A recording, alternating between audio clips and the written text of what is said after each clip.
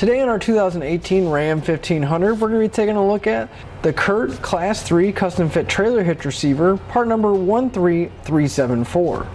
So here's what our hitch looks like fully installed.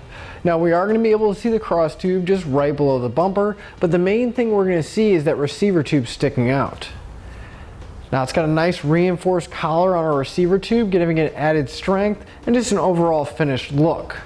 It is a Class 3, which means it's going to give us that 2-inch by 2-inch receiver tube opening, and it's going to be able to accept a wide variety of accessories. Now the way we're going to mount those accessories is going to be through this hole here, and it's going to accept a standard 5/8 pin and clip. Now those aren't included, but you can pick one up on our website using part number PC3. And the safety chain connection points are going to be welded to the bottom of the receiver tube and the cross tube, and it's going to be a plate style. And as you can see, we're going to have plenty of room to get most size hooks on or off without having to worry about them getting hung up. I do want to mention though that the pinhole is right in line with that connection point for the safety chains, so if you are using a locking device, you might want to keep that in mind to make sure that they still fit. Now as far as weight capacity goes, our hitch is going to feature a 600-pound tongue weight along with a 6,000-pound gross trailer weight rating. It is designed to work with weight distribution systems, which is going to bump that tongue weight up to 1,000 pounds and bump up the gross trailer weight rating up to 10,000 pounds.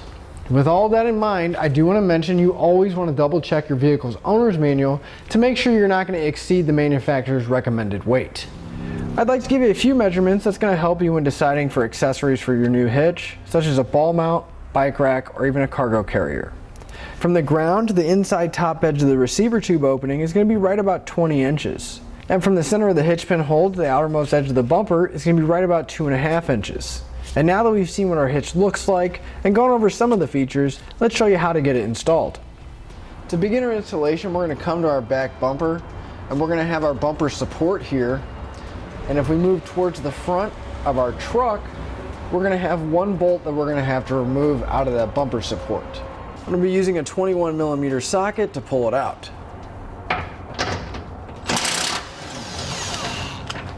We're going to want to hold on to this bolt because we are going to be reusing it, and we'll remove the other one on the other side as well. Now if we move forward just a bit, we're going to have a rather large hole in the bottom of our frame rail here. You're going to want to grab your fish wire, and we're going to take the smaller of the two spacer blocks, and we're going to slide that right over the coiled end. And then we're going to take our carriage bolt and we're going to thread it onto the coiled end. Now to get our hardware in place, we're going to be doing what's called the reverse fish wire. So you're going to take your bolt and you're going to push it up into the frame, and then separately you're going to push that spacer block into the frame and you're going to pull it down. Now, since they only provide us with 2 pull wires in our kit, you're going to want to remove the pull wire, but you're going to want to unthread it so it doesn't damage the coiled end on here. And we're going to do that for the other side as well. We come to the very back of our vehicle where our bumper support is, right behind our license plate. We're going to notice that we're going to have 2 oblong holes that are in our bumper support. And we're going to take that same fish wire and we're going to put it in the oblong hole, and on the passenger side we're going to push it towards the passenger side so that it comes out at the end of the frame rail there.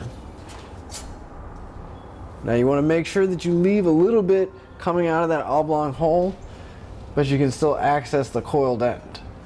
Now we're going to be doing the same thing. We're going to take the large spacer block this time. We're going to slide it over the coiled end. We're going to take another one of our carriage bolts and thread it on. Then we're going to take them and we're going to push them into the bumper support. And we're going to pull them towards the center to where they come out of the bumper support here and the bolt sticks out. Now, I am going to just leave the fish wire attached to this one and just push it back in to the bumper support so that we can actually get our hitch in place. Now we're going to have another one that we're going to have to fish wire into place on that other hole.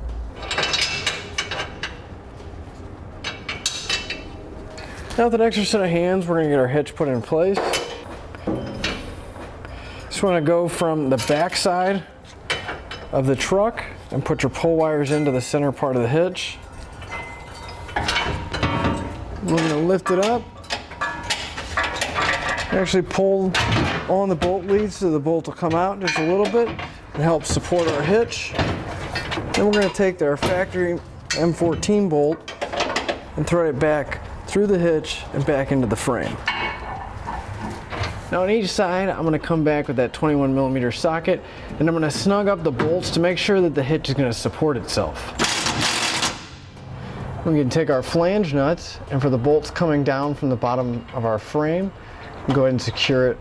We'll put those on hand tight so we can get the rest of our hardware in place.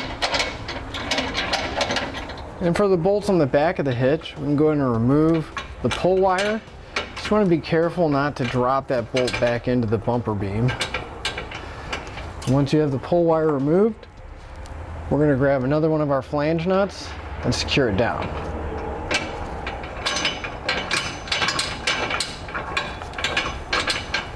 And we'll do that for both of our bolts back here.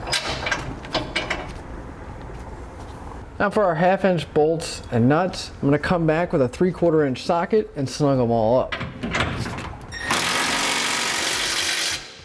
For our factory M14 bolts, I'm going to use that same 21mm socket, and I'm going to torque them down to the specified amount in the instructions. I'll repeat that for the other one as well. I'm going to come back with a 3/4 inch socket and torque down my 1/2 inch hardware to the specified amount.